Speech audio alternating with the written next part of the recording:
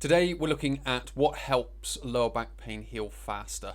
We're going to be focusing on triggers. We're going to be talking you through some examples. We'll talk about the triggers, how we can adapt them, all the way from sort of movement to anatomical different types of triggers.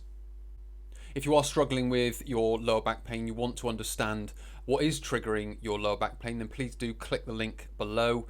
Go through to my How to Overcome Lower Back Pain consultation and coaching. There's an online version and a face-to-face version. Click on that, answer the questionnaires. They'll come through to me and then I'll be in touch to get you booked in. So I hope to be working with you soon. So step one in helping lower back pain heal faster. First of all, we've got to identify a trigger. So what do I mean by a trigger? It's something that makes the back pain come on, if you will. So it's what makes you feel pain. Now, it could be a loading trigger, it could be a postural trigger, it could be the fact that you're static, either sitting or standing, or there could be some sort of fatiguing trigger, which we'll talk about. So there are many different types of trigger, but the important thing is then how we go about adapting those triggers. So if it's a load type of trigger, now what does that mean by a load type trigger? Well, you can see I'm about to lift a weight up here. Now, again, what we need to identify is it the load or is it a posture thing? Because in this exercise here, it could be the load, which is essentially the weight that I'm using.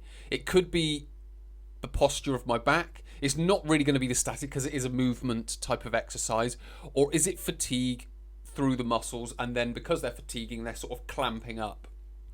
So first of all, we have to sort of deduce and understand which one it is out of those three, or potentially four, although it's not really going to be the static one. So we have to understand that. So if we do find that it is a loading type of trigger, the fact that the weight is just too heavy, it would be a case, now these are 20 kilo plates on here, so it would just be a case of bringing the weight down. So if the weight's too heavy, it's triggering the pain, you complete your reps and you're in pain after.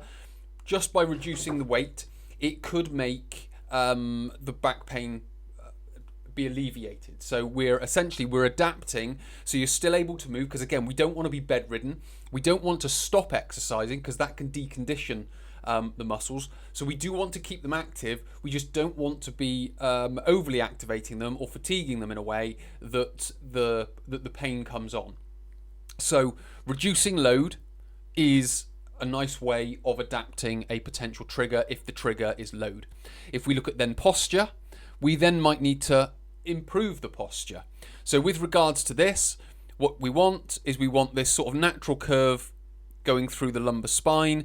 We want the body to be coming over, so we don't want too much bend of the knee. We do want a much more tighter angle of the hip, so we're able to load the hips a lot more.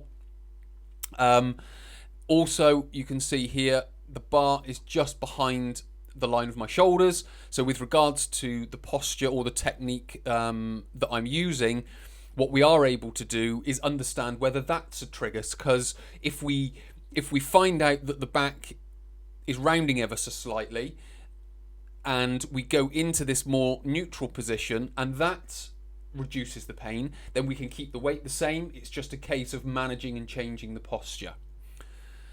The next one is static. So what I've included up here is this sitting posture. So it would then be thinking about changing posture. Now, what we've got through here, you can see obviously I'm going through sort of an upper body, upper back type of stretch here. I can mobilize the spine ever so slightly in this position as well, but also you can see here I'm now starting to change the posture of my hips. So I've brought my leg up and across, so now I've only got one foot on the floor. I can then put my left leg on the floor and I could bring my right leg up.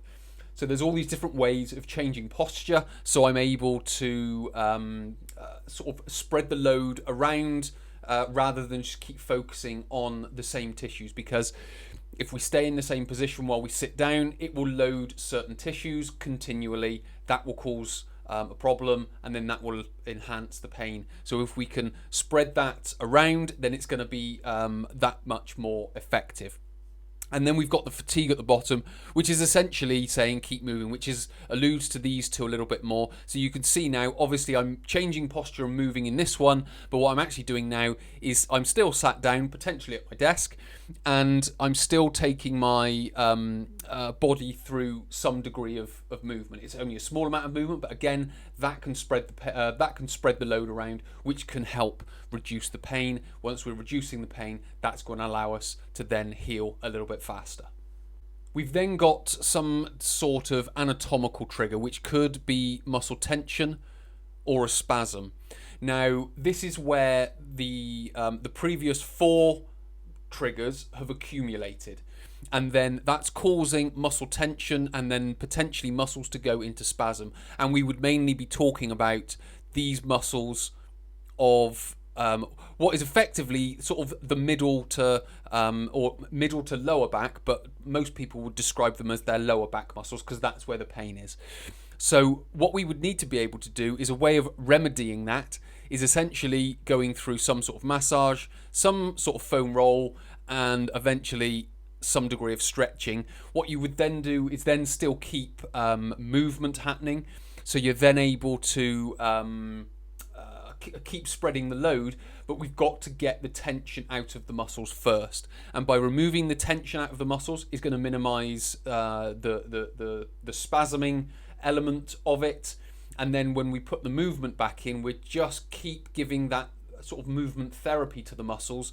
So again, they're not necessarily contracting, but they'll be going through their sort of contract relax state, which is the kind of thing that we want.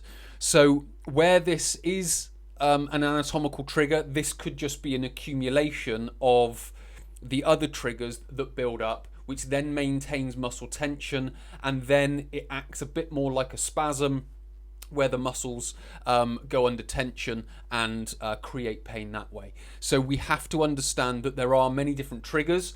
We have to then try and isolate which triggers they are. It could be one of them, it could be 2, 3, 4 of them, it could be all of them.